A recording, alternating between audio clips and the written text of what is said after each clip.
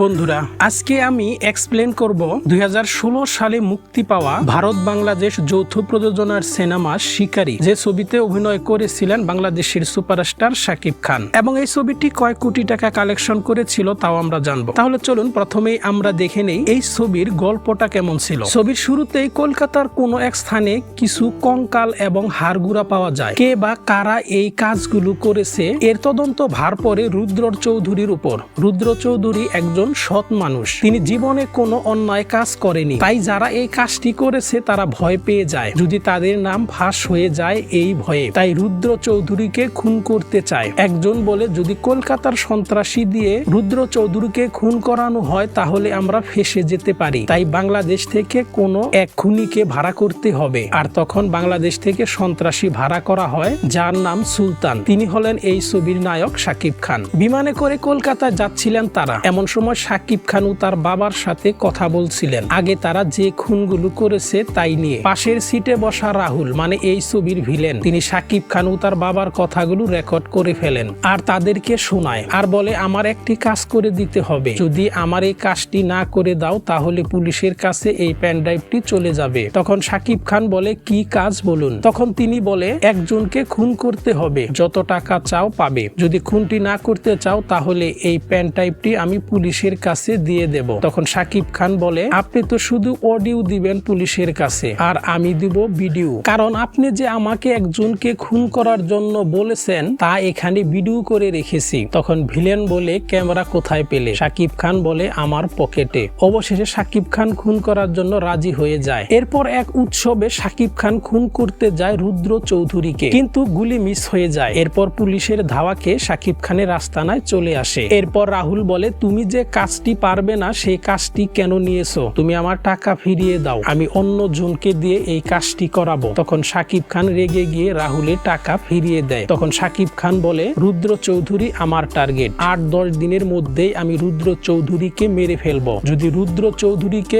অন্য কেউ মারতে চায় তাহলে তাকেও আমি মেরে ফেলবো। তখন রাহুল টাকাগুলো আবারও শাকিবের বাবার কাছে দিয়ে দেয়। এরপর শাকিব খান প্ল্যান করেন ওই বাড়িতে আমি কিভাবে ঢুকবো। তখন ওই বাড়ির কাজের লোক নাম তিনকড়িকে বাজারে দেখতে পায় শাকিব খানের বন্ধু, কথায় কথায় তাদের মধ্যে ভালো সম্পর্ক হয়। তিনকড়িকে বলে চলুন আপনাকে স্পেশাল কিছু খাওয়াবো। তখন তিনকড়িকে অনেক শরবত খাওয়ায়, শরবতের মধ্যে কিছু নেশা মিশিয়ে দেওয়া হয়। শাকিব খানের বন্ধুর প্ল্যান ছিল তাকে শাকিবের কাছে নিয়ে যাওয়া। এরপর শাকিব খানের কাছে নিয়ে যাওয়ার সময় সিঁড়ি দিয়ে ওঠার সময় রাগান্ত অবস্থায় বলেন রুদ্র চৌধুরীকে আমি খুন করব, সে আমাকে অনেক জ্বালিয়েছে। এই কথাগুলো শাকিব খানের লোকেরা ভিডিও করে। তিনকড়ি শাকিব খানের পাশে বসে সেই ভিডিওটি দেখার সময় বলে কে এই মোটা লোকটি। তখন শাকিব খানের বন্ধু বলে আপনি। তখন তিনকড়ি বলে এই সব কখন আবার ভিডিও করলেন। তখন তিনকড়ি চমকে যায়, ভয় পেয়ে সে ভেগে যাওয়ার জন্য দৌড় দেয়, কিন্তু দেখে তার জামাই বাধা অবস্থায় আছে। তখন বলে জামাই তুমি এখানে কেন? তিনকড়ির বোন জামাই বলে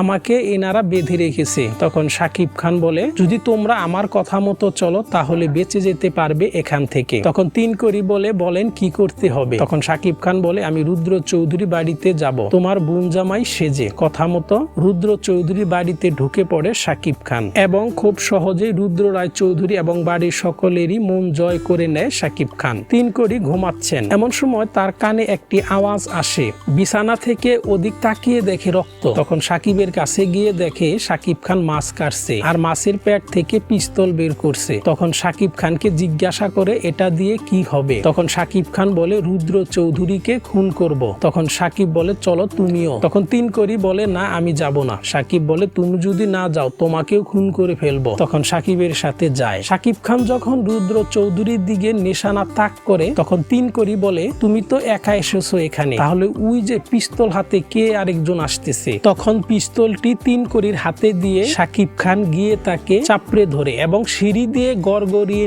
নেমে নিচে চলে যায়। তখন দেখে যে শ্রাবন্তী। তখন দুজনে চিৎকার করে ওঠে। তখন রুদ্র চৌধুরী বলে কি হয়েছে। তখন শ্রাবন্তী বলে আমি মোবাইল হাতে ছাদে যাচ্ছিলাম কথা বলতে, এ সময় শাকিব খান এসে আমাকে জড়িয়ে ধরেছে। তখন রুদ্র চৌধুরী বলে এত রাতে মোবাইলে কার সাথে কথা বলো, দিনে কথা বল। তখন বলে এখন যাও ঘুমিয়ে পড়ো। তখন তারা চলে আসে। শাকিব খান জানতে পারে রুদ্র চৌধুরীর ফ্যামিলি গাড়িতে করে বেড়াতে যাবে। তখন শাকিব খান প্ল্যান করে গাড়িতে বোম সেট করবে। বোম সেট করার জন্য গাড়ির ভিতরে যায়। বোম সেট করার পর বের হওয়ার সময় দেখে দেখে গাড়ির ভিতরে শ্রাবন্তী। শাকিব খান গাড়িতে যে বোম সেট করেছে সেটা শ্রাবন্তী জানে না। এরপর সকাল হয়, তখন সবাই গাড়িতে ওঠে। তখন সবাই তিন পরীকে বলে তুমিও আমাদের সাথে যাবে, চলো। তখন তিন করি বলে না, আমি যাব না, কারণ তিন করি তো জানে ওই গাড়ির নিচে বোম সেট করেছে শাকিব খান। সবাই বলে তোমাকে যেতেই হবে। এরপর বাধ্য হয়ে গাড়িতে উঠতে যায়। তখন দেখে পুলিশ আসতেছে, পুলিশকে ইশারা দিয়ে ডাকে। পুলিশ তার কাছে এলে গাড়িতে যে বোম আছে সেটা বলার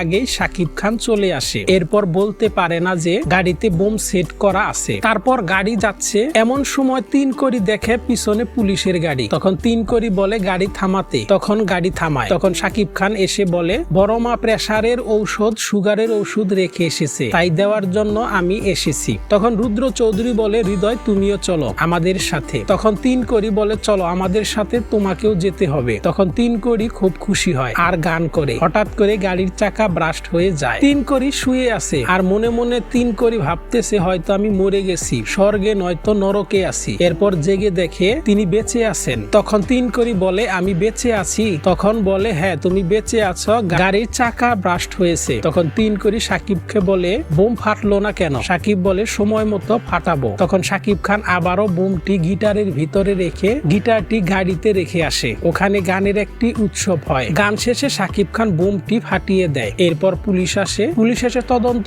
করে যে এই কাজটি কে করেছে। তখন অমিত হাসান বলে এই তোমার গিটারের মধ্যেই বোম ছিল, তুমি জানো কে এই বোমটি রেখেছে? তখন শ্রাবন্তী সাকিব খানকে সন্দেহ করে, কারণ গিটারটি সাকিব খান গাড়িতে রেখেছে, এটা শ্রাবন্তী দেখেছিল। তখন সাকিব খান যেখানে থাকে সেখানে এসে তার মোবাইলে প্রথম কল করা নাম্বারে ফোন দেয় এবং সাকিব খানের আসল পরিচয় বেরিয়ে আসে। তখন শ্রাবন্তী সাকিব খানকে বলে তুমি কেন রুদ্র চৌধুরীকে খুন করতে চাও? তখন সাকিব খান বলে চলুন অন্য কোথাও গিয়ে বলি। শ্রাবন্তীকে সাকিব খান অন্য এক জায়গায় নিয়ে যায়। তিন করিও সেখানে যায়, লুকিয়ে লুকিয়ে তাদের কথা শোনে। তখন সাকিব খান বলে আমি রাঘব, রুদ্র চৌধুরীর ছেলে। তখন শ্রাবন্তী বলে তুমি রাঘব? তখন সাকিব খান শ্রাবন্তীকে বলে আমি এখানে বাবাকে খুন করতে আসিনি, বাবাকে রক্ষা করতে এসেছি। এই বলে সাকিব খান চলে যায়। এরপর তিন করি সাকিবকে বলে তুমি রুদ্র চৌধুরীর ছেলে, তুমি আমাদের ছোট সাহেব। তখন সাকিব খান হেসে বলে আমি যা বলেছি সব মিথ্যা বলেছি। এরপর রাহুল আসে সাকিব খানের পালিত বাবার কাছে, বলে সুলতানের একের পর এক টার্গেট মিস করছে কেন? তখন রাহুল বলে দুদিনের মধ্যে যদি রুদ্র রায় চৌধুরী না খুন হয় তাহলে তোমাকেই খুন করে ফেলবো। এরপর সাকিব খান এক রাতে দেখে তার বন্ধু রুদ্রকে খুন করার জন্য টার্গেট করছে।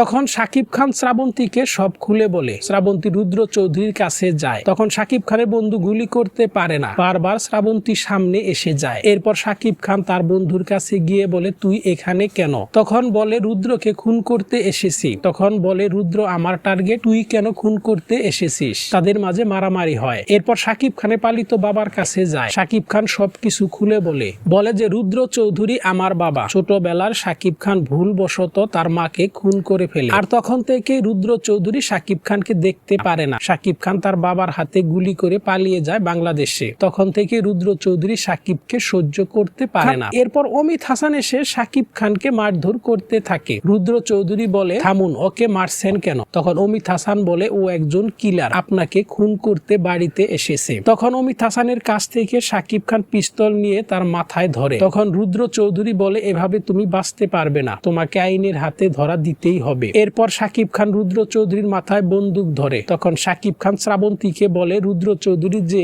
সন্ত্রাসীর লিস্ট করেছে তার পেন ড্রাইভ ও ডকুমেন্ট গুলো নিয়ে আসো। তখন শ্রাবন্তী ডকুমেন্ট গুলো নিয়ে আসে। এরপর শিবাশানু সাকিব খানকে গুলি করতে চাইলে সাকিব খান শিবাশানুকে গুলি করে। এরপর অমিত হাসানও কাছে আসলে অমিত হাসানের পায়ে গুলি করে। এরপর শ্রাবন্তী আর জজ সাহেবকে নিয়ে গাড়ি করে পালিয়ে যেতে থাকে।